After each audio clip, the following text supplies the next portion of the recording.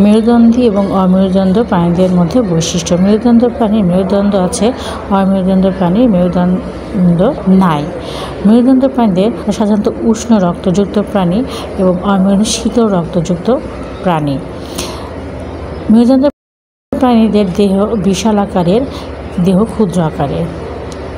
মেরুদণ্ড প্রাণীরা সহজেই ক্ষতিগ্রস্ত হয় না, অমেরুদণ্ড প্রাণীরা সহজেই ক্ষতিগ্রস্ত হয় এবং তাপমাত্রা নিয়ন্ত্রণের ক্ষমতা রয়েছে। মেরুদণ্ড প্রাণীদের তাপমাত্রা নিয়ন্ত্রণের ক্ষমতা রয়েছে, অমেরুদণ্ড প্রাণীদের তাপমাত্রা নিয়ন্ত্রণের ক্ষমতা নেই। এদের দেহের ভিতর কঙ্কাল থাকে এবং অমেরুদণ্ড প্রাণীদের দেহের ভিতরে কোনো কঙ্কাল থাকে না। মানুষ ছাড়া সকল মেরুদণ্ড প্রাণীর লেজ থাকে এবং অমেরুদণ্ড প্রাণীদের কোনো লেজ থাকে না। প্রাণীদের দেহ বিশাল আকারের, দেহ ক্ষুদ্র আকারের।